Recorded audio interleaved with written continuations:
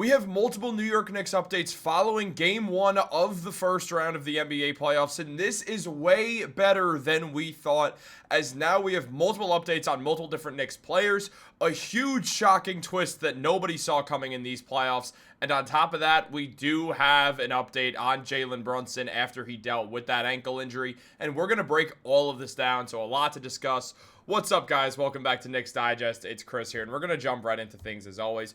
And if you guys are part of that 62 that's not subscribed to Knicks Digest, I just have to imagine that you're celebrating 420 right now if you're not subscribed, because why else would you not be subscribed to Knicks Digest? But let's get into it. We have a lot to talk about.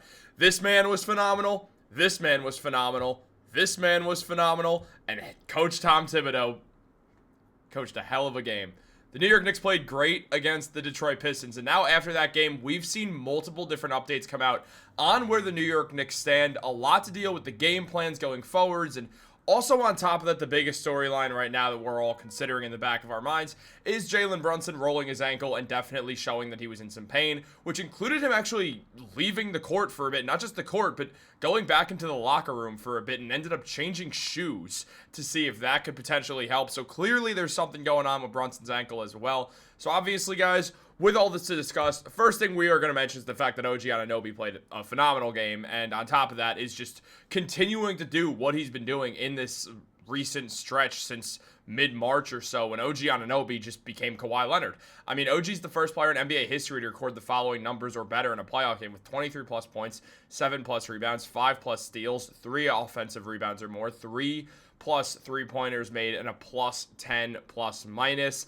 And everyone around him has understood that OG Anunoby is just phenomenal right now. As Towns said, OG Anunoby is an all-defensive team member.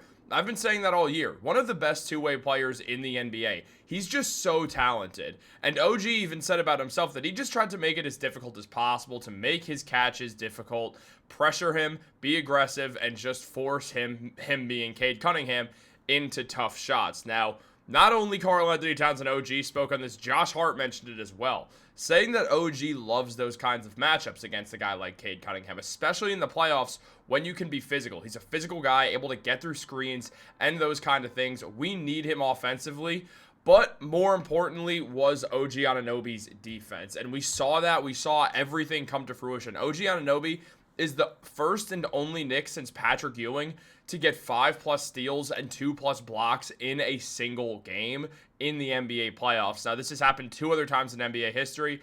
It happened with Patrick Ewing in 1990 and in 1988. Since then, it had not happened till OG Anunoby. First of all, the overpaid noise can finally be put to rest. Now more than ever, we could put the overpaid conversations to rest. The man is clearly not overpaid. On top of that, OG Anunoby looks straight up phenomenal, and Cade Cunningham shot 2 for 8 from the field in Game 1 with OG Anunoby as the primary defender per NBA stats.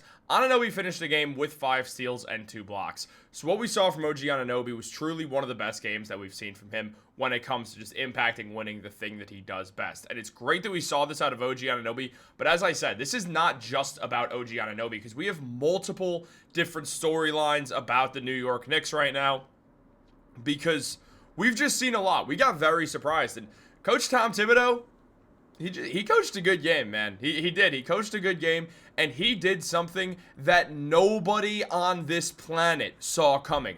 This surprised me. It definitely surprised you. It surprised you, and everyone else on the planet who watched this Knicks game was surprised when Tom Thibodeau decided to use a 9-man rotation, and not just that, Mikal Bridges was not really adding anything onto the court. And what did he do? He benched Mikal. Tom Thibodeau benched Mikal Bridges for the entirety of the fourth quarter, pretty much, leaving Mikal with only 29 minutes played. Now, we saw OG Anunoby play 44 minutes. We saw Towns play a lot. We saw Jalen Brunson get over 40. But also Josh Hart, the man who was playing 48 minutes multiple times in last playoffs, only got 30 minutes and consistently got pulled if he wasn't being effective on offense enough. And we saw multiple different guys come in, whether it was Mitchell Robinson to give teams a different look than Josh Hart being the non-shooter, given Josh Hart's not as much of a non-shooter as Mitch, obviously, actually going 1 for 1 from 3. He just has to be more confident in taking those threes as long as he can hit them.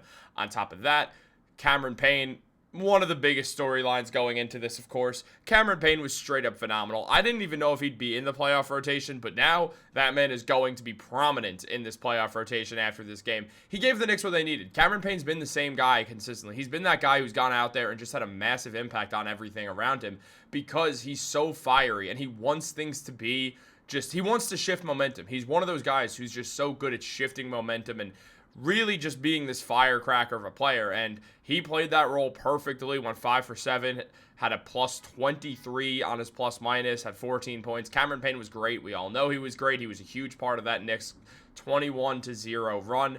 And on top of that, we also saw Landry Shamet get minutes. Now, Shamet's minutes were early on.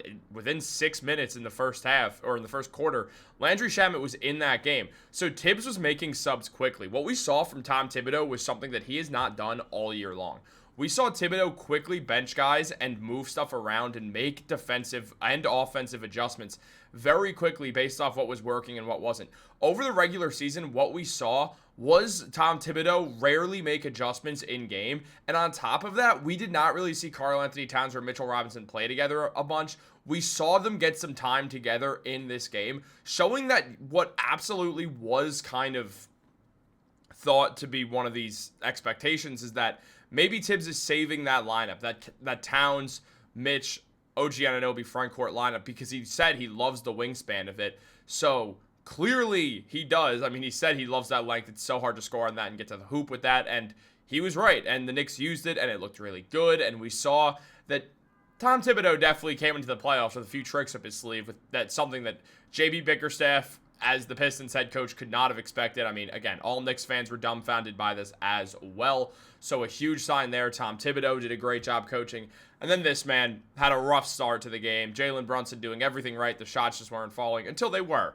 Now, Brunson hurt his ankle in this game, and there was a lot of concern about it because he did go down with that ankle injury back in March or February.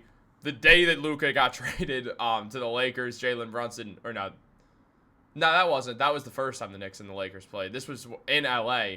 Jalen Brunson went down with that ankle injury. And, well, from there on, there was just a lot of worry about how his ankle would hold up. And it held up, and he did go down with a little bit of an ankle roll where he was grabbing at the ankle. He sat down for a second. Every Knicks fan ever panicked. But Brunson was asked about this by Stephen Bondy in the press conference. And Bondy asked, "Did you change your sneakers?" And Brunson said, "Did I come out in a different pair?" To which Bondy said, "Yes." Brunson's response, "Then yes."